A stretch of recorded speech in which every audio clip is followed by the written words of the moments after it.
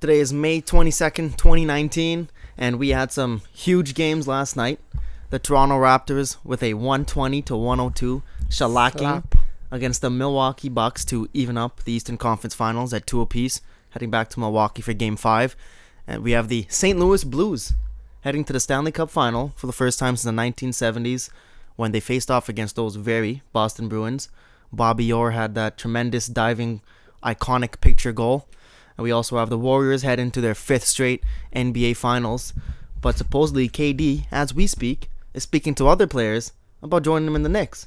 And late last night, report comes out saying he's considering the Clippers just as much. But wait, he's still in the NBA Finals, potentially, if he comes back. So that's a mess in itself. Actually, reports say he is coming back for the finals. So.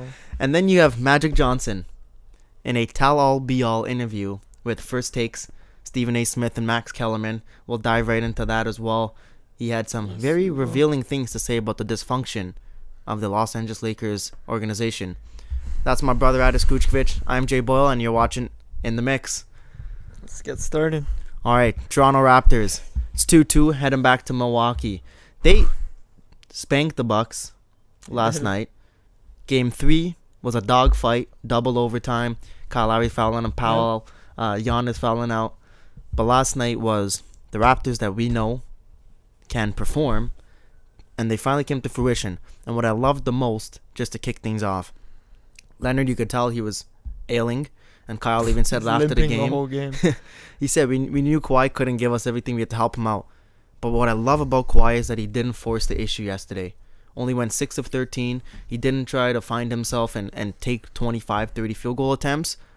But he was able to do that because Kyle Lowry gets 25.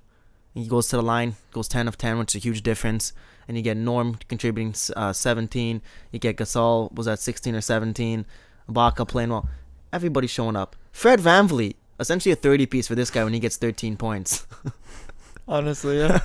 Like, Fred VanVleet gives you 13. It's the equivalent to 30. How bad he's been. But what I really like about what Kawhi Leonard did is, you talked about before the whole Westbrook effect. You know, it's not your game. You're not feeling well.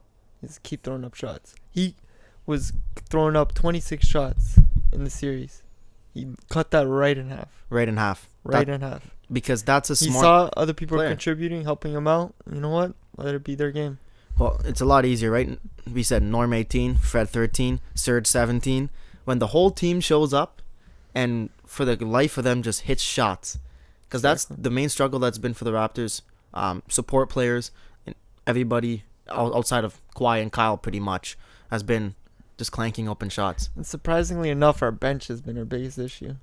And last night they all showed up, all three. Well, especially Norman Powell. He's been a stud this series. It's something. Where did that come from? It's something he feels Something inside woke him up. when he plays Milwaukee. Do you remember his first year when we played Milwaukee? He was a beast. They put him into the starting lineup. I forget who they took off. Yeah. And he was a threat. And somehow this series, he went from being barely playable last series against Philly to now dropping 15 to 18 every game. Postseason, yeah. I haven't seen him play much. But you know what? What I find funny is I saw highlights and articles, everybody saying the bench mob came back. It's not the bench mob, first of all, because they're not even playing 5 guys on the bench. I know, it's 3 years. And everybody from that bench mob is gone.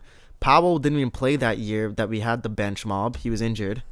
So this is just a few guys on the bench stepping up when you need them to, especially against a team like Milwaukee when they play 10 deep every game. All right, and you get contributions off the bench from Brogdon and George Hill and Pat Connaughton game in, game out, and the Raptors just matched it. What did you notice on the defensive end though? Because Giannis in the last couple of games has been struggling. Last night still scraped out 25, but you know what I'm loving? I'm loving? What the Raptors are doing? They're switching it. Every single play, every starter on Milwaukee is having a new person on him, almost. Few plays you see Siakam always starts on Giannis, and then you see over Kawhi Leonard moves over to him. So has to hold him down for a few plays. That's what I want to see, you know? Well, can't always give him the same look. Otherwise, he's just going to figure the guy out and just dominate. He is the MVP still. I think you're right about that because Giannis, when he's gone head-to-head against Kawhi, when Kawhi's been on defending the series, he has struggled mightily. Exactly. He's shooting less than 20% when Kawhi's on him. And the good thing I like, rather than having Kawhi on him whole game, he's going to get too tired, too gassed, especially now that he's ailing. 100%. And Siakam was the primary defender last night. I think, well, for the 25 minutes Siakam played, but you could tell it was taking a toll on him.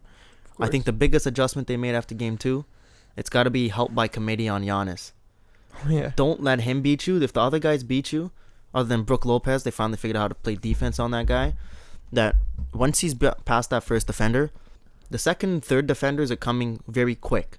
In the second game, I found by the time the second or third defenders got there, he already had 4 steps ahead of steam, and you're not stopping him once he starts sprinting, gets into that Euro step. 100%. Right?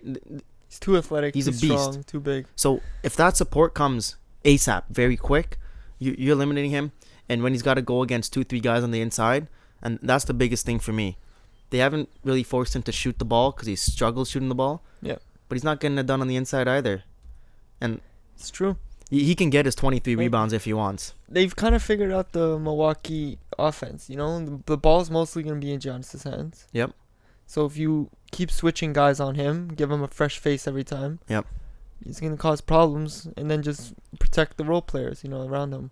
But now, we've seen this happen against Philly as well. Yeah. You deliver a beatdown at home, go back for game 6, or just any game on the road, now game 5, and you look like a totally different team. That's the thing. I feel like it's already 5 games into the series, but I feel like the series hasn't started yet. You know? Just because the first game, it's a battle back and forth. Toronto's winning most of the game. Yep. Milwaukee comes back, finishes it off, and wins it. Second game, they slap us completely, play with us. Destroying. And then same thing, come back to Toronto. We do the same thing to them. First game there, double overtime, tough game back and forth. And then last night, we just completely obliterated them. Do you think the Raptors can win 3 straight and take game 5 in Milwaukee? That's what I'm saying, is who can steal a game at home? I feel like they need to steal this next game in Milwaukee, because if they bring that game back in Toronto for game 6 and they have the lead, that's a problem. Drake's going to be there. The city's going to be there. Everyone's going to be as loud as they've ever been. It's over. I'm sorry. Let's just go off for a second, off topic. We'll come back because you said Drake. Is he I don't know what else I would say. Is he the best, most enticing celebrity sports fan? Most influential? This guy. Easily. You can't name me another celebrity that does this to NBA players. I know KD said a couple years ago, I ain't care about no Drake night. But man, when Drake's in that building and he's talking that shit to you, it's just getting in your head. I know Giannis is seeing this. Every time he messes up, when he gets 100%. Kicked out of game 3 for fouling out, Drake's waving. Yeah. His boy Chob's doing the queen wave. Airballing free throws. And Drake just starts some little air guitar spin, just going off on him. I love it, man. It's getting in guys' ears. And I love the energy he brings. That's rubbing Nick Nurse's shoulders, too. But do you like this whole energy of playing in Toronto is insane now. Even Gucci showed up to the game. He had a Bucks jersey on, but it's like it's a high-profile environment almost. Did you notice how many athletes and celebrity were in Toronto the last 2 games watching? So no, actually, besides those 2, no. So obviously you had Drake and you had Gucci.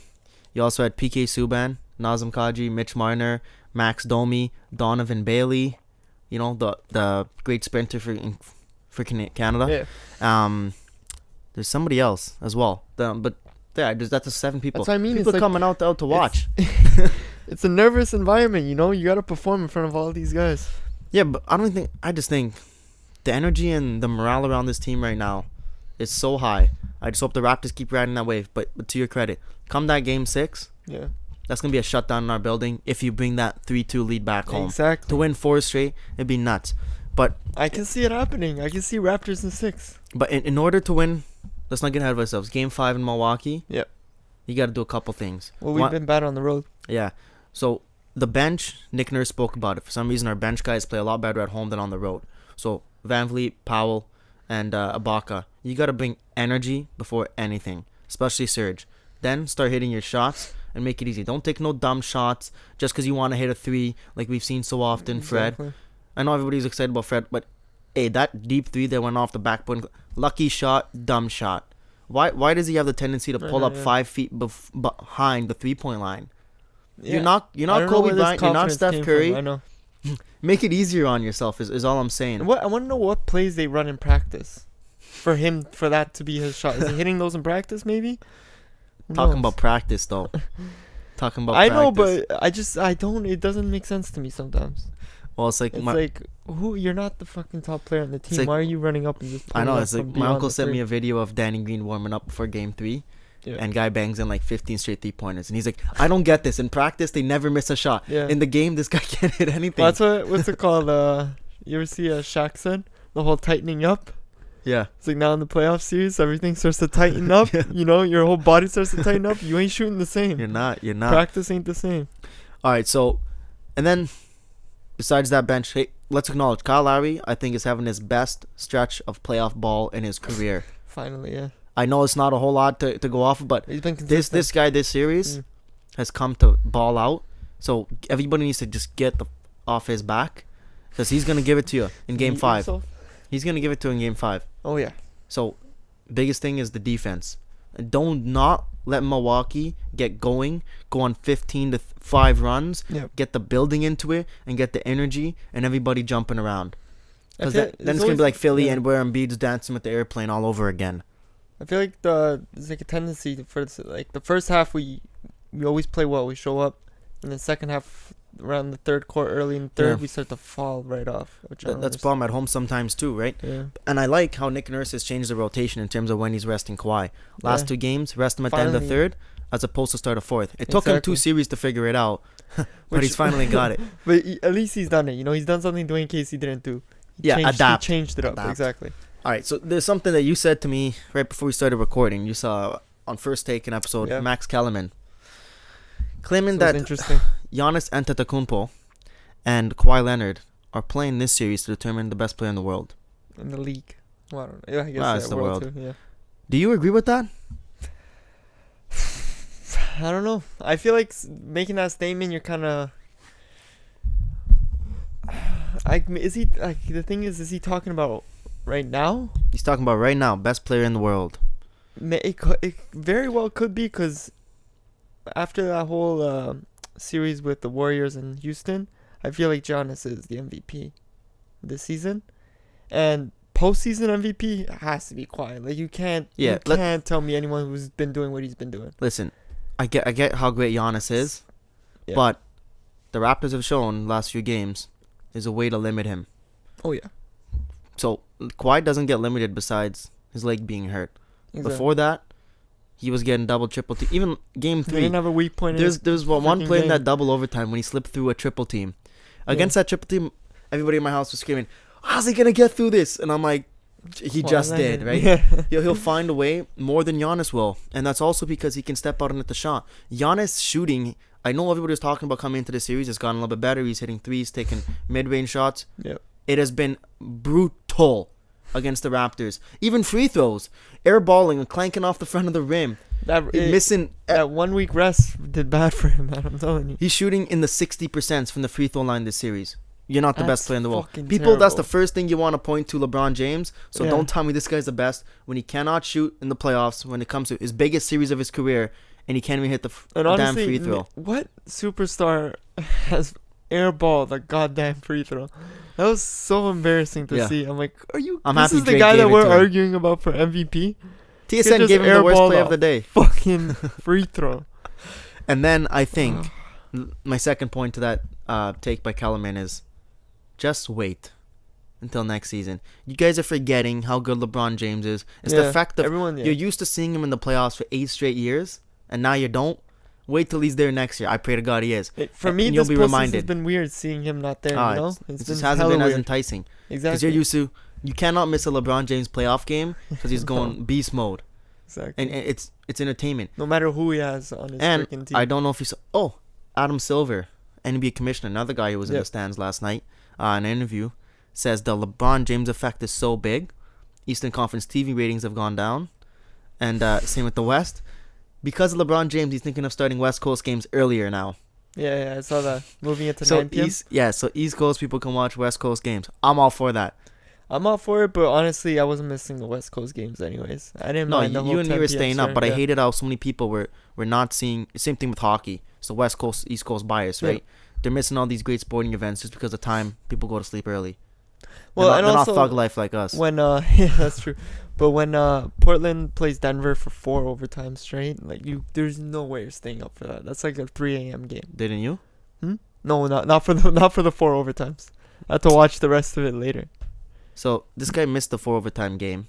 Claims he's a Portland You fan. stayed up the whole time? Yeah, most of it. Yeah, most of it, I'm not- exactly. I tried. Thing is, I don't I say did I'm 2 a, overtimes. And I don't say I'm a fan of neither of those teams. I just say I like Jamal Murray. This guy's a fan of Portland, but he's so ashamed after this sweep. He's actually got his Portland jersey on right now, but it's covered up under his crew neck It's hidden. because he under wants to the support crew them. He doesn't want you to see that he's still a fan. What a guy. That's What a embarrassing. guy. All right. I think it's time to move on to Stanley Cup Yep. final matchup. Has finally been set. As you said, for the first time since Crazy. 1970s, St. Louis Blues are playing the Bruins. And I couldn't be happier because finally a team, Boston is, since Toronto, finally Boston is Yep. playing a team that I actually believe they can match up against well and actually has a chance to beat the Bruins. This is going to be a hell of a dogfight. I cannot wait. I know the Stanley Cup finals and stuff like another 6 days or till the 27th, 5 days away from now. But St. Louis is just as deep. Their goaltender's been just as hot, playing just as well. Their Yeah. defense is just as good. I don't know if we've had a Stanley Cup Finals matchup where the teams are so closely matched in a while. But the thing is with this last game, the Sharks were pretty handicapped. Oh, they're depleted. So how proud should St. Louis be of this? oh, you know, like you don't care that there was no Eric I Carlson. know you don't There's care, no but Thomas Hertl, no Joe Pavelski. are you because- ready now for the Bruins? Yeah. What do you mean? All Moving those guys on. played game. They played the previous game in Yeah. Game 5. You beat them. St. Louis came back. They were down 2-0. Oh, sorry, 1-0, then 1-1. It was a great series, back and forth. I And know, St. Louis just In a finds ways to vital win. Game 6, when you need those guys to be there for you and they're not there. All right, it's so kinda maybe one game was a little you bit can easier accredit for that to St. the Louis. win. Yeah. But the one thing I have in my mind that's a leg up for St. Louis Yep. is Boston's going to be and have sitting for about 12 days before the Stanley Cup final starts. Mm. That's a long layoff. I know you guys are going to get healthy. St. Louis maybe not going to be as healthy and as fresh, but your legs get slow and you're not used to that game speed where St. Louis is going to be Exactly, coming yeah. out of it. And it gets a little rusty, you know. Yeah. That whole the competitive environment, everything. You And- kind of got to get back into it. I think that's definitely a fact, especially when you look at the pattern that's been in the East, right? So the Islanders go and sweep the Penguins. Yep. They get a big break. Then the Hurricanes sweep the Islanders. And then the Hurricanes get a big break. And the Bruins sweep the Hurricanes. It makes no sense to me, but it does at the same time. And now Bruins are going to have a 12-day break. I don't think St. Louis is going to sweep them. No way. Boston is too good of a team. They're Yeah. too tough, battle-tested. A bunch of these guys have been in big playoff games and won a cup. But I'm picking St. Louis to take the Stanley Cup. Really? Yeah. I was just about to ask you who you got taking it. I'm gonna saying go with Bruins. I'm saying it's going 7 games St. Louis. Really? Damn. I feel like Bruins gonna ride that momentum of sweeping. And How many games I you don't think saying? it's gonna be. I'll say 6. 6 games for Bruins. You know, I was thinking about this morning, and Yeah. I thought, if St. Louis wins, I think it's got to be in 6. Because Really? Boston's played in a lot of Game 7s. But then I was like, I just don't think Boston is going to let it go down before they go out swinging Mhm. with everything they got. So they're going to find a way to push a 7. And St. Louis has been there as well. I'm just so excited. I have no cheering interest, but I want to see the Bruins get their butts handed to them. And Hey, earlier we were saying how the NHL playoffs is starting to get a little less interesting. oh, it sucked for 2 Your rounds, excitement's and now back it's now, eh? Would you not say? yeah, it's come back. There you go. You got a good matchup in the finals, but your semifinals sucked. Your Eastern Conference finals sucked. The Western Conference finals was good, but the problem being, not a lot of people are watching the West Coast later games. That's true. I did like that they gave them a weekend game at 3 p.m. Mm, Last night was a little bit earlier as well. Last night started at 8. So I think that's not bad. yeah, and they're gonna have to do the same thing in the Cup finals too. Nobody's watching a game that's starting at 9 or 10 throughout the whole thing. And it'd be a shame if people are going to bed too early, because this is gonna be a dogfight. I'm telling you. Who's taking game 1? Game 1, St. Louis, Really? Right off the bat. 100%. I'm Think telling you, Boston's coming back a little rusty. Boston is gonna be a little bit rusty, but they'll take game 2. They might even take game 3. See, I'm gonna go with the opposite. I feel to be well rested, well prepared, mentally, physically. I'm gonna come out and just starch them for the first 2. You think Boston is gonna go up 2-0, 2-0. I'm telling you right now. and that's just based off Bet your money on it. how much you want to bet. Boston does have home ice advantage. The first 2 games they are do, in Boston. but I feel like with a physical sport such as hockey, that 12-day rest, that can be big for some of those players. Yeah, some of those, okay, sure, you can come back rusty, but some of those players who've been dealing with little like injuries, little things just bothering them, they could fix all that, and especially mentally too. You're in Stanley Cup final, you know. But this is not soccer or basketball. Hockey playoffs is a war. If you watch, that's what I mean. You gotta prepare for war. You can't just show up. But what I'm saying is, like St. Louis, San Jose. A lot of San Jose fans are bitter because St. Louis was throwing some big, suspect, slightly dirty hits in Game 6. But St. Louis is more gonna be in that still fired up, eyes are zoned in, ready to kill somebody mentality. Are they starting to get a little tired? I don't think so, man. It's a physical game. Game 5 and 6 was their best games of the series. Yeah, Game 5, they outshot them like 40-18, 40-20. But still, you know, you've been playing. You haven't had that rest yet. Yeah, I think I'd give. You get a few days now, but coming as like I had never played crazy level of hockey, but I've liked to play as much as I can to stay in game mentality, stay sharp. I would hate to have a 12-day break and then go on to play the biggest series of my life. But wouldn't you want that break to get mentally ready? No. Because again, you said you're coming in for war. Yeah. You got to be in there mentally. So you got to prepare no distractions. Give me a 3-day break. I'm ready to go. Believe me. Okay, yeah, 3. Okay, maybe. Yeah, 12 days. Well, you can't complain though about a 12-day break. Yeah. Now, I do feel bad for the Sharks. Only one instance. They went all in this year in terms of they bought Evander Kane last year. We signed him. You trade for Erik Karlsson. It didn't go well. Pete DeBoer after the game in his post-game press conference says, we only had a healthy, fully minded Erik Karlsson for probably 6 weeks this season. This guy's been battling a lot of injuries. Now you have to decide. If you want to re-sign him, you're letting your captain Joe Pavelski walk. He had a great year, about 80 points, but his shooting percentage was 20%. That is atrociously high in NHL. It doesn't happen. It's usually luck, so his numbers will drop down next year. And you got to make a decision between your captain and Erik Karlsson. And a couple other guys, too, they have pending free agents. So this was their 1 year to go for it. They're not going to have as good of a team next year. And, yeah, it sucks. When wasn't a total loss. Teams put their chips in all one basket. Yeah, conference finals. But do you think they really care about that? Of course they don't, because it's Stanley Cup or not, you know? And Joe Thornton, he's 40 years old? This could have been his last playoff run. Don't know if he's going to retire. From what I'm reading, I think he's going to play again. But like I said, this was San Jose's year to win it. And I don't see them having a better chance next year in any shape or form. All right. And off on a depressing note for San Jose. Yeah, I don't Sorry. Sorry, Sharks. I know some guys who are Sharks fans. They're super annoying, so I'll never cheer for the Sharks. Hopefully they don't watch the show. Hopefully they do, and they know who I'm talking about them. Go Dallas Stars, go. They'll understand it. All right, moving on. Warriors. Bodied the fucking Warriors. your Trailblazers. Game after game after game after game. 17-point lead, get the hell out of here. 18-point lead, get the hell out of here. Dame Lillard hurt ribs, we don't even give a damn. I didn't want to hear it. If I didn't give Joel Embiid the time to and Paul listen George, to his but excuses, here's the thing. Fuck it. No KD, no Iggy, don't matter. Get out of here. Bro, what happened to Portland? Every game, second half, it's like they're waiting for the Warriors to take the game over and win. They didn't believe they could close it out. They show up for the first half, and then it's kind of like, oh, okay.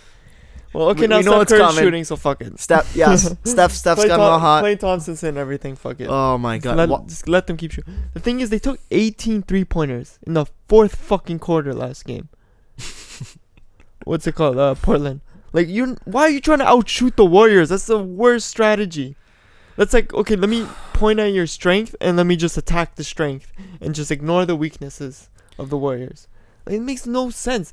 How do you come into a fucking series with your strategy to outshoot the fucking Warriors? We've talked about this before, where the NBA, I have a problem with it in terms of when teams are down, it almost becomes really boring basketball because all they think is, oh, I'm down 9 points, let me chuck up 3 3-pointers and try and get it back right away. Makes no sense. But it's really a dumb tactic because you have better odds of hitting a 2-pointer close to the net than a 3-point shot. And I'm sorry, but the shots that Dame Lillard and fucking McCollum take, they're not good shots. Those are terrible shots. You're not open. You have a defender right in your fucking face. He knows you're going to pull up for the shot because you can't do anything else. It's just stupid to me. Now, I will say, Dame Lillard actually played pretty good in the last game. He had 28 and 12 assists. 11 of 24. That was given to him, man. Yeah. Golden State had that game in the bag. They didn't care the first half. McCollum, great 26 points. But both of them sucked in the fourth quarter. Again, because they just keep tossing up 3 after 3 after 3. It's something we've talked about where the box score is very misleading. If I tell you that Lillard gets 28, McCollum 26, and Miles fucking Leonard contributes 30 points on 12 of 16 shooting, you think, okay, they got it to 3-1. They took one game from the Warriors. Yeah. Congrats. Not a chance. Not a bloody chance. It's atrocious the way Portland just gives up. And don't tell me nothing, went to OT or whatever. Golden State could end it early if they wanted to. This was their last chance. This was like the last. It was over beforehand. Nobody's come back from 3-0 in NBA history. No, but I mean like this playoff run for the Portland Trail. I feel like now it's time. You gotta break up that duo. Where do they go from here? Who do you trade? Break up that Lillard duo. or McCollum?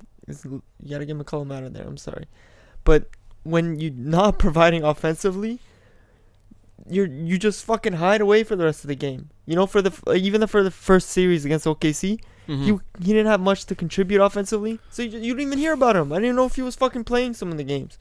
Fucking Lillard, at least when he can't contribute offensively, he can get you rebounds for a point guard, which is really important. Better playmaker, he can get you, he's a way better playmaker. He gets you assists. He moves the ball around. He makes guys look better and play better. So you gotta, I don't know. I feel you're stupid to give up Lillard.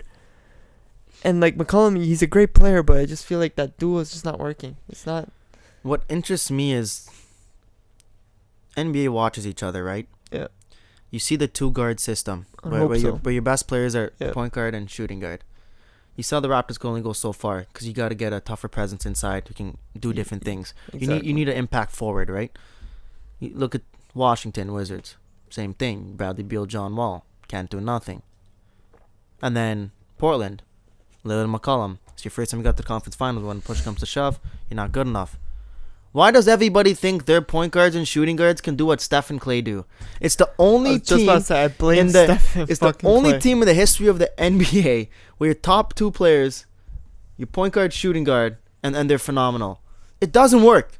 It's a broken formula. No. Stop trying to use it. NBA general managers, just stop. You're wasting your team's years and resources, players' primes, money.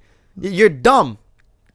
You're not gonna have a chance to get the 2 best shooters in NBA history. Well, it's like that's the only time it works.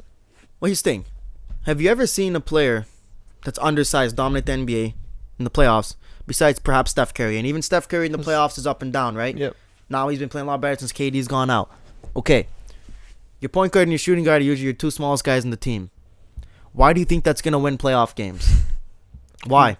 Because again, they think the league has moved to a whole 3-point shooting league. So now they're like, oh, let me just work on my 1 and 2, and then they can just start tossing up threes. That's not. I still don't understand that, because do you know who took the second most 2-point field goal attempts in the league this year? Who? Golden State Warriors. That's what I was. Yeah, they're the best. Yeah, second best mid range. I heard that. That's insane. Are you kidding? Watch the damn games. Okay, especially with KD now, they don't take as many threes, and they took a whole lot more 2s. They get a lot more backdoor cuts, a lot of layups, a lot of fast break dunks, and 2-on-1s. They're not just a 3-point shooting team. So why does everybody think to beat them or to even just win in this league, I gotta chuck up threes? How did LeBron beat them? That team was. What's the one team that was able to beat Golden State in the postseason? They were not shooting. It only happened once. It was fucking Cleveland Cavaliers. And that was no one learns from that was physicality, going inside, bodying them in the paint, making it a fucking slow game, not just fucking 3-point after 3-point after 3-point, just back and forth. It's not how you're gonna beat them. What people don't realize is, say you're going fast break, Lillard, McCollum, or anybody, you're pulling up that deep 3. Yeah. The rebound is now coming out further. Exactly. Your team hasn't caught up with you. You're pulling up that fast break 3. Now Golden State is back there. They're going on the fast break because you give them that long rebound.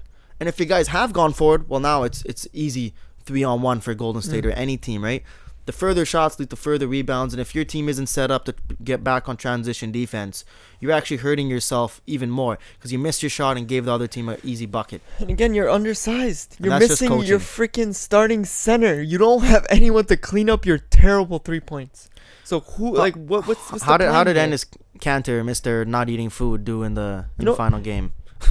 I have no idea how he did in the final game. I think he did decent. He did decent this whole postseason. He did really good for Yeah, what he he was did. needed for. But again, he's he not only played the- 13 minutes. I don't He's not Whatever. the rebounding beast that Yeah. they need, especially with the amount of That threes that they Nurkic is. take. Yeah. But they just re-signed Brian Stotts, I think his name, the coach. Yeah. Is it Scotts or Stotts? I think it's Stotts. I thought it was Scott. Scotts? All right, Brian Scotts has been re-signed. He's going to stay there. I don't think coaching was the issue. I think it's a personnel problem. And I really don't have It's nothing against talent Lillard and issue. McCollum. I think it's just you got to make the decision that Masai Ujiri did, Yeah. even though it's You have to. You just gotta or change otherwise something. it's gonna be the same thing. The Yeah. teams figured out Portland. I feel like Yeah.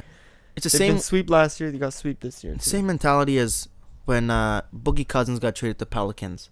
I said, I don't like it. You got two great players, but who's going to feed them the ball when you have your power forward and your center that are your best players? Somebody's got to play make for them. And it's similar towards you can't have your two guards better because you got to be able to go inside. And you got to be able to bridge that gap in your whole lineup. You Yeah. can't just be heavy on one section of your lineup. You got to have somebody that in the middle that can bring everything together. Portland doesn't have that. You need a small forward or a power forward to help them out. I don't know who they're going to get. I don't know really what that market. Do free agents really want to go to Portland? Yeah. Probably not a whole lot. Unless there's the enticement of Damian Lillard. So what I suggest for them, Portland GM, I don't know who you are, but listen up. Trade McCollum. Get a couple first-round picks. Flip that for You can somebody trade McCollum for a nice. big piece. Big piece. I don't know who's going to trade a big player for McCollum, though. A team that needs a guard that's got a big forward. Can you think like Boston? Boston would trade Gordon Hayward, but I don't think they want Gordon Hayward. Bring AD over to Portland. Pelicans and use him. That's interesting. That's very interesting. Hey, they don't want to do deals with Lakers and these Yeah. other teams. If Why not? you can pair McCollum, a guard again, we're talking about you need the differentiation. Yeah. Now it works the Raptors better because you got Kawhi who's a small forward, Lowry point guard. If you get your shooting guard and then you have Zion as your power forward, Drew Holiday as your point guard. Exactly. Oh, that's got the makings. That's a team that can But- make a deep run. Draft picks got to go that way too. Portland's That's gonna have a crappy draft pick. So again, the Pelicans gonna have to decide: would you rather have the third overall pick in RJ Barrett from the Knicks, or would you rather have CJ McCollum and a terrible first round pick I from also Portland? wanted to say, yo, you were spot on with that prediction, eh? Why? Ever since you said that, everywhere I know. on my timeline, that's all I'm seeing. The whole Been freaking, seeing it. Yeah. I'm telling you, it's for me. That's what I would do. I want my team to grow together, kind of Yeah. like the Leafs did, and then add your veterans as you need, right? There's no need to get Kuzma and Ingram and those guys. I'm telling you, I don't buy that Ingram's healthy. Even if he is, his blood clots can always come And back. again, they're not fucking. I feel like they're not there to win a championship. They're there because they enjoy playing basketball. Did you and see? they're happy that they're in the league. So did you see Like- the clip of the HBO barbershop, whatever LeBron James show, Yeah. when he was talking about how he found out that Magic had stepped down? No. So whatever, he's just talking. He was on the massage table, Mm. and trainer comes in, says Magic just stepped down. LeBron says, "Get the F out of here," and he finds out. He goes to the locker room, tells the guys, and then Lonzo's talking about. He's like, "Yeah, it's totally different for me and Brown though, because Brown was like, yo, I came because this guy and this is that." He's like, I was thinking, I'm like, damn man, that shit crazy. And the teacher said, I'm like, yo, Kuz, what we doing tonight, bro? You see that mentality?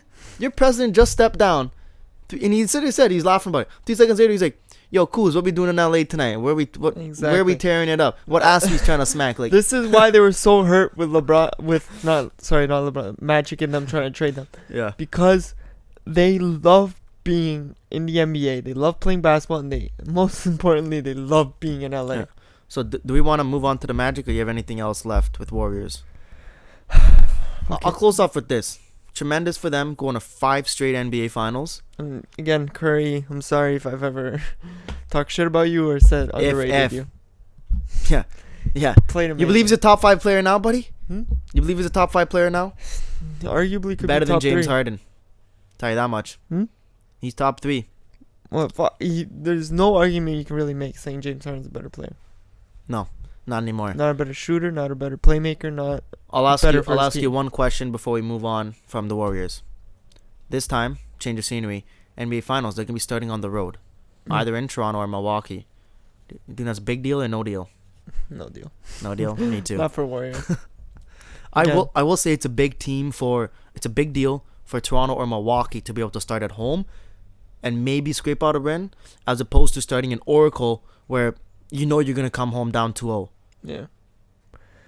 So I think it is a big deal for the Raptors. Milwaukee doesn't feel mean like shit to the Warriors. It's bigger for the Raptors just because of their whole, like we were talking about earlier, Yeah. the energy in that arena. Yeah. That could be big for them for the first 2 games, but All right. We talked a little bit about Lakers, Magic Yeah. Johnson.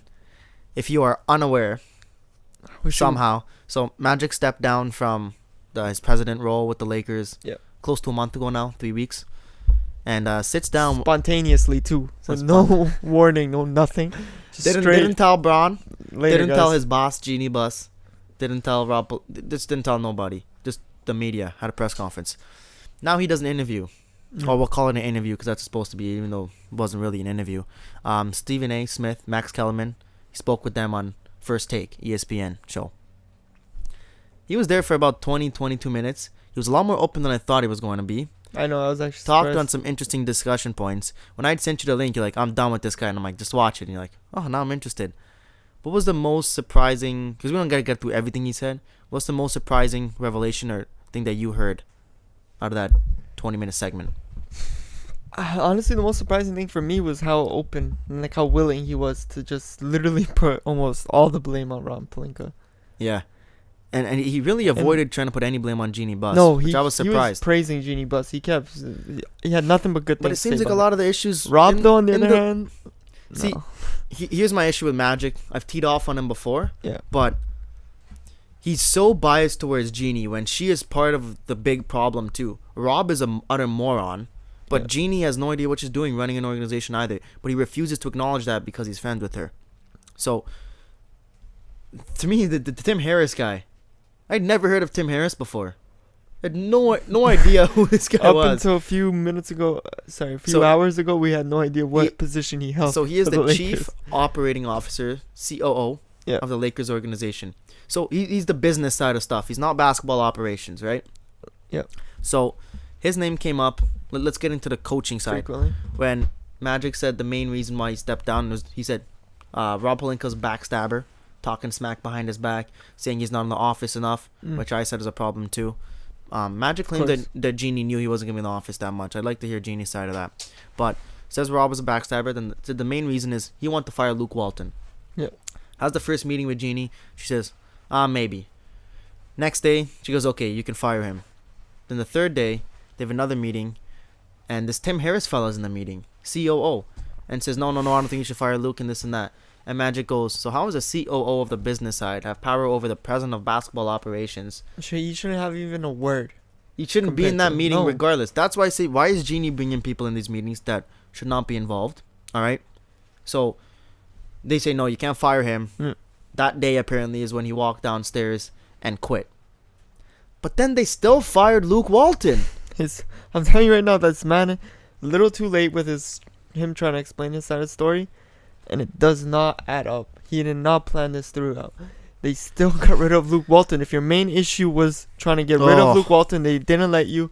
That's clearly not the issue because they still let him go. They still had other plans. To me, Magic was spewing smoke in the whole show, and I wish he went on a different show where the journalists would have actually got to the details and grilled him a little bit more. And called them out a little Because- bit. Been like, what do you talk like? How do you say you left because of Luke and then they end up firing Luke still? And then you say Rob Pelinka's a backstabber, but then you're talking about how you had dinner with him a couple days before this interview. I don't know about you, if a guy's backstabbing me, talking smack behind my back, and I leave the organization, I'm not going to sit down and have dinner with you. Talk to him, yeah. And I'm not going to let you keep your job. I'm going to try and fire you too. My gut is telling me he wanted to fire Rob Pelinka as well. Jeannie Buss didn't want him to do that because of the relationship he's built with Kobe and her relationship with Kobe, as he used to be Kobe's agent. Yeah. But for some reason, maybe he didn't want to say that on First Take. I swear, I'm pretty sure Stephen A. asked him that too. Yeah, and he said no, we never. He said we never had discussions about that. Yeah, exactly. Yeah, that's why I was kind of like, then what's your issue? So a guy's literally, what's your issue? Like, guy's talking mad shit about you. and you don't even have a conversation about firing him, but you want to get rid of the coach. This stuff doesn't add up here. Magic was not telling the truth, and everybody's 100%. Revealing interview. Yeah, a little bit. It was a little bit with him calling out Rob Pelinka. But we already knew that it was either Rob or Jeannie that was sending texts about him, right? And a little bit that somehow, I don't understand what Rob's thinking is. Magic was saying that he was even talking smack about him to people that Magic knew outside of basketball, his business associates. Why is Rob going to this extent to talk shit about Magic? Yeah, your guys boss. Are close to him too. And Magic was saying that Rob wanted his job, and he said he claims that he told Rob, "Hey, I'm only gonna be here 3 years, and then when I step down, you can be the president." Yeah. This kid didn't know how to be a general manager. Now he's gonna be the president, and the fact that the Lakers haven't even you were gonna give him the keys. He can't even do one job. The Lakers haven't even hired a new president. So who is doing the job that Magic was doing? His responsibilities. According to the internet, it's Jeannie Buss. No, that's president makes no of the. Sense. That's I think you're confused here. I'll check it out. But I think that's president of the Lakers organization, where the Magic was president of basketball operations. Two different things. Each professional sports organization has a business side and then basketball side. Usually the business side, the guy will have like a CEO title. Either way, though, they either have no one in that position or she's running the show. Yeah. So that's what happened with Magic. But what else pissed me off about what he said is his whole thing was he wanted to get rid of Luke Walton. And then Stephen A goes on to ask him, so what coach did you have lined up? He's like, oh no, I didn't have anyone lined up yet. I wanted to bring my own guys, but I didn't have anyone in mind. I didn't have anybody in mind. Who the fuck's are your guys then, bro? Like, no, every organization would be freaking a little worried when you're trying to make a decision to fire a head coach and you have no backup plan. You have no one else to lean on after nobody you in fire mind. him. And that's like okay, I can kind of understand why they're kind of like, okay, you know what, maybe slow down on firing him for now. Yeah. Well, I get that's a conversation we had last summer when Raptors were firing Dwayne Casey. Yeah. I thought, okay, I wouldn't mind firing him, but is there a better replacement available? Exactly. And it became clear that there really wasn't, and that's why his assistant coach was given the job. Right? So it's the same type of mantra where people just get ahead of themselves, want to kick somebody to the curb, but it's not always worth it. Wow. All right, this dog is going a little nuts. Technical difficulties. 2 minutes for interference I'm going to give him. Kick him out of the house. And then he talks about how he's still been involved, still has meetings with Jeannie, Rob, and he was even involved in the Ty Lue situation. So even though he left, let's dive into the Ty Lue situation because I broke it down for you earlier. That's very tilted. Is it? And I broke it down for you earlier, and you didn't know half this stuff. So let me give the lay of the land to how messed up these Lakers are to our audience. Left side's a little high still, man. You have no eyesight. There you go. Sit down and rejoin us. Thanks to my dog for disturbing the podcast. Anyway, so after Magic had left, Luke Walton is fired. Yep. And they have their interview with Ty Lue. Supposedly, he wowed Rob Pelinka and Jeannie Buss. They had a soft agreement. All right, it's going to be a 5-year deal or something around that tenure. They, discussed the money a little bit, and everybody thought it was a done deal. So much. I thought we did too. I saw we had a conversation about this. And even Jeannie again had dinner with Magic Johnson, talking about Ty Lue. I don't know why you're talking to this guy after he left, but that's besides the point. They tell Ty Lue he's trying to be the president without being the president. Right? Makes no sense. So Ty Lue thinks this is according to Nick Wright of First Things First. Most of the stuff's from Adrian Wojnarowski, but I'll give Nick Wright his credit. He said Ty Lue thought it was such a done deal. It was his birthday that weekend. He had a Los Angeles Lakers cake at his birthday. All right, so this guy is under the impression I'm coaching the Los Angeles Lakers, right? It's a done deal. Well, hold on, because there's a gentleman by the name of Kurt Rambis and his wife, Linda Rambis. You'd never heard of these folks. I'd never heard of his wife. I don't think anyone has. I knew Kurt because he'd been a former NBA head coach. Okay. His NBA coaching resume, though, atrocious. He coached the Los Angeles Lakers with Kobe and Shaq. They sucked. Yeah. They fired him. The next 3 years, they went on to win 3 straight championships. All right. Outside of his Lakers tenure, so he coached the next couple other teams. His record as a head coach is like 40 and 144. So this guy is a garbage head coach. Should know nothing but being a head coach. His wife, nothing about basketball, but she is now the second most powerful person in the Lakers organization as a special advisor to Jeannie Buss. So what happens? Advisor. Jeannie Buss has a conversation with Kurt and Linda Rambis about Ty Lue. And they advise her that, no, you should not give him a 5-year deal. He's only here to coach LeBron more than the Lakers. And LeBron's only here for 3 years, so why would you give him a 5-year deal? Yeah. So Jeannie Buss changes her mind. The three of them have a meeting with Ty Lue, apparently. And they say to Ty Lue's face, we're only giving you a 3-year deal at 18 or 19 million because you're more here to coach LeBron than the actual Lakers organization. And he goes, you're only going to give me a 3-year deal. I have a championship resume.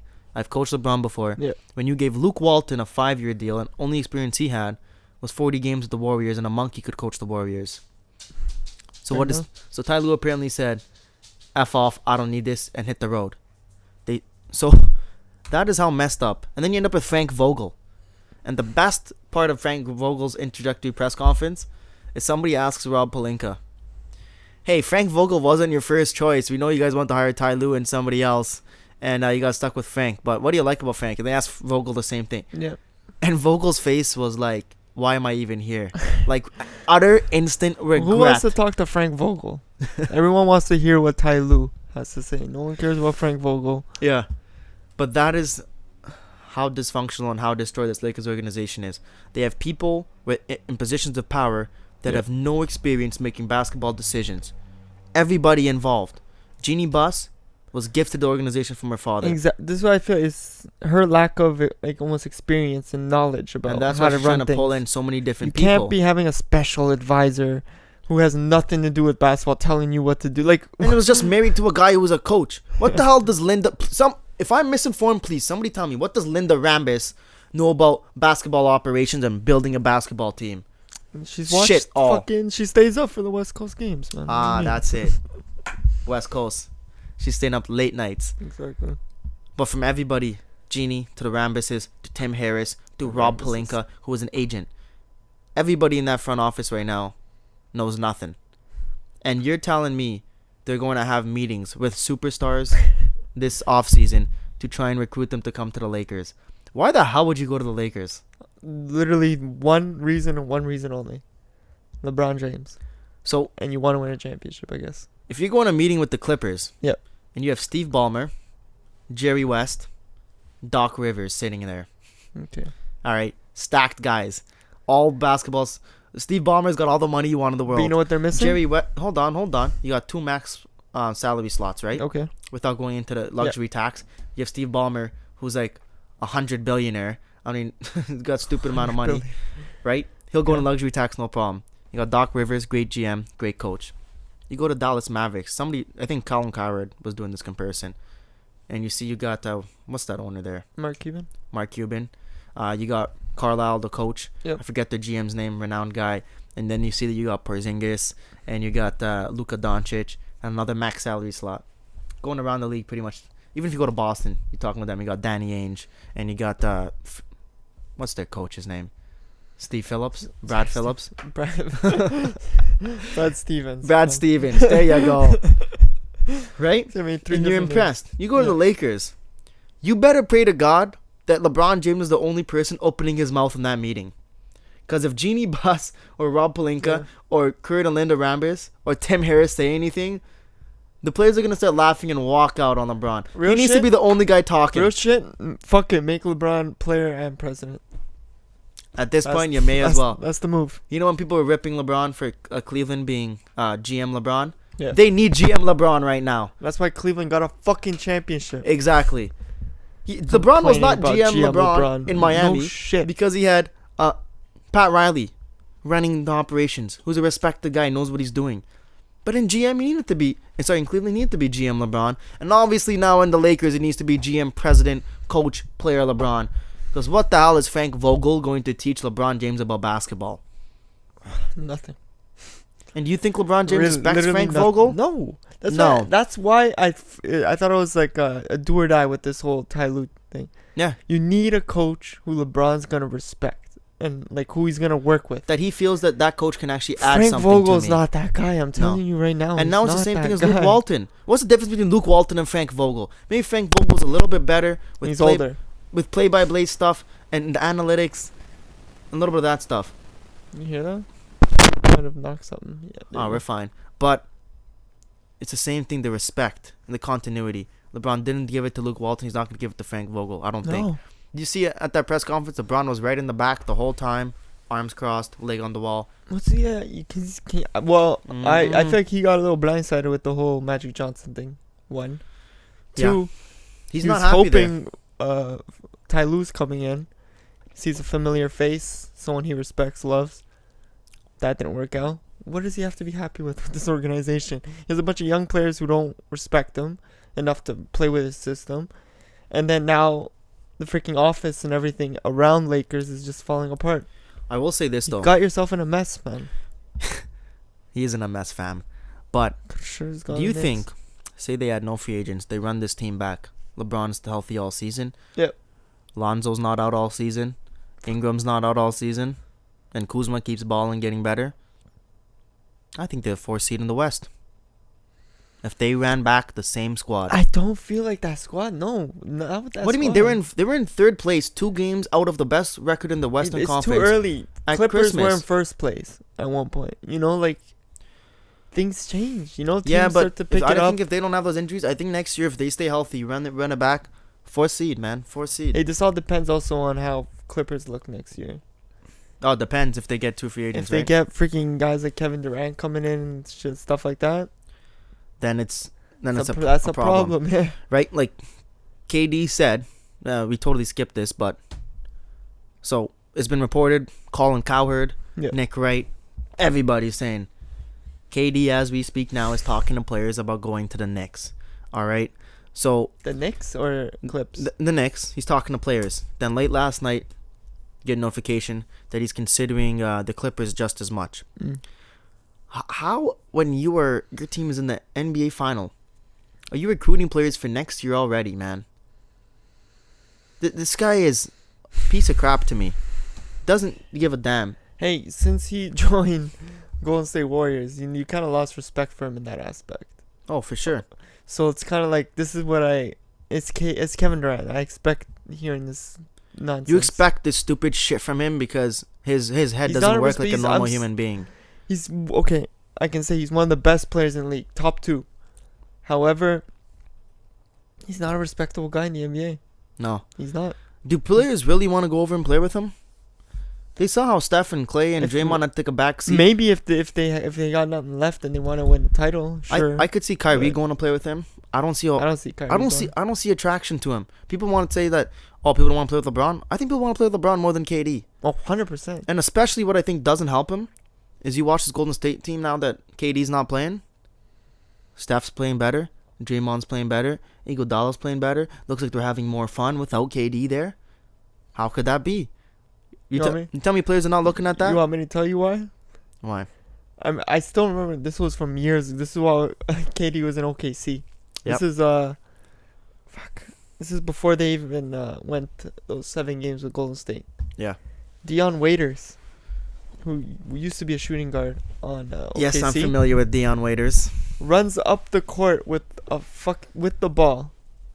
KD's following him behind. Dion Waiters decides to stop, take the 3-pointer, bangs it, celebrates, boom, so excited, looks at KD. KD says, "Pass me the fucking ball next time."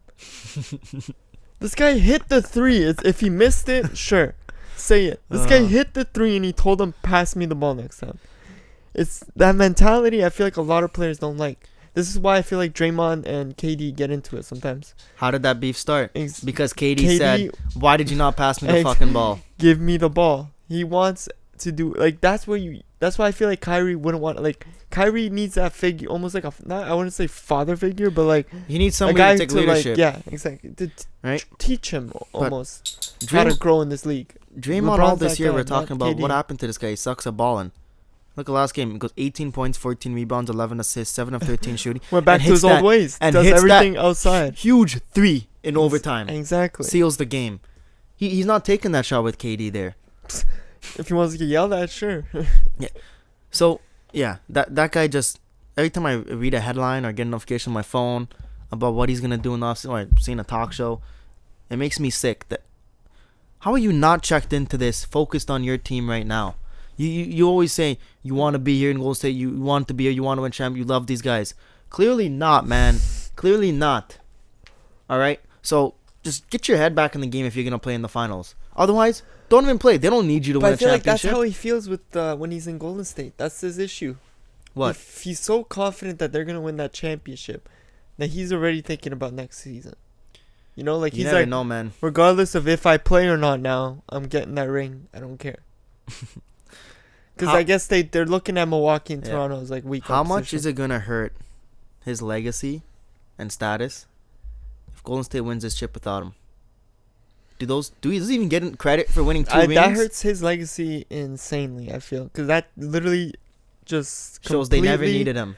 Yeah. They And never it needed just him. destroys his last 2 rings. Because, like, okay, yeah, you got the rings, but they would have had the rings either way without you. And he'll have the third now, but the third won't mean anything if he didn't play. The championship team. And the first 2 will mean absolute shit. Now, what would work well for him is if he doesn't play and they lose. That will show that they needed him. Well, this is why people like myself, I can make the argument as to, because the last time Golden State played without him in the finals, they lost. So him coming on winning 2 championships, like, I still don't accredit it as much as I would accredit like LeBron's championship in Cleveland or like these other ones. It's still something though. It's still to like, me, LeBron's championship in Cleveland is worth 2 rings. KD, each of his rings in Golden State is worth a half. You joined a 73 win team, that's bro. how I see it, yeah. 73 win the thing team. is, now if Golden State wins without him the championship, makes those half rings nothing, basically. Golden State in the year since KD's joined, let's update the record. When Steph plays and KD doesn't, they're now 36-4. That's a 74 win pace. But what they were at before he joined. But I feel like when with KD and no Steph, they're at a 60% win pace. They're at a 94 with the other way around. You know why I feel that is? Because I feel like once KD steps off the court, it's almost people put pressure. Even we were talking about when they were playing Houston and KD got injured. We're like, yo, this is when the first game for Portland, I was like, this is their best chance to win. Yeah. Clearly not. Clearly, your best chance to win is with KD. If what's it called? They don't lose without him. With no Klay Thompson and Curry. Same thing when we played them in the season with Toronto and against KD, basically, just by himself played. He dropped 54 in that game, went to overtime, and we still won. Oh, we still won. And then when they had the full squad, we slapped them. Exactly. All right. Yo, the mouse is back. You tell me you're seeing a mouse right now. Do you see her? It just came out from under the blanket. Well, how about we finish the podcast and then we go mouse hunting later? It's just scaring me, bro. You scared of a mouse? I got a freaking 80-pound dog. Go eat it then, bro. All right. Let's close off the show with something that got me real ticked and ruined my Victoria Day long weekend. Oh, yeah. Just my Victoria Day on Monday. Sound off. I guess now we know where Waste Man of the Day is going. Waste Man of the Day. This is boiled over. Everything in one. All right? My Waste Man of the Day is going to go to Ross Atkins, but I'll get to the GM of the Blue Jays. Yeah. But it's a long weekend. Monday, nobody's at work, nobody's at school. Day game for the Blue Jays. 1:07 p.m. first pitch. All right? You've struggled with attendance. It's gone a little bit better since Vladdy Jr.'s come because they know this team's rebuilding and nobody cares. But, you know, people still want to see what this guy's going to do. And the last week has been his best week in the majors. He's hitting .350. The game before in Chicago, he hits 2 home runs on Sunday. Come Monday morning, I'm sitting at Boston Pizza across the street from Rogers Center, ready to go. Some of the best tickets I've ever had in my life. I know, you were pretty close. Going to go enjoy my afternoon with my good friend Andrew. We're sitting in Boston Pizza having a pint. Phone buzzes, check my phone. Vladdy Jr. not in the lineup. I'm like, yo, this guy must be dead or injured, you know? I'm checking. No. What does Charlie Montoyo, their coach, say? Pre-planned and scheduled rest day. He's played 6 straight games. We have 16 straight games with no off day. He needs a break. Is that a thing in baseball? Pre-planned No, not really. Days? But pre-planned Victoria Day, pre-planned. And Montoyo goes, everybody's got their day scheduled. This is Vladdy's been planned. Vladdy says he didn't know he wasn't playing until he got to the ballpark. If it's pre-planned, clearly it's not a pre-planned. If it's pre-planned, how does a player not know he's not playing? All right. So you get 28,000 people out to the ballpark, which is the most people you've had in attendance this season since his debut, which is 26,000 and something. And you don't put him in the lineup. You don't even have Marcus Stroman pitching, who's the only pitcher people want to come and see. Missed him by 1 day. You didn't rejig the lineup.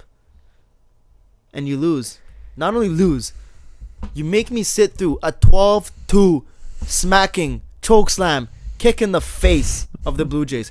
We didn't have a fucking hit after the 3rd inning. Can you believe that? We didn't have a hit after the 3rd inning. That's fact? Yes. Why the fuck did you... I'm sorry, why the fuck did you stay at the game?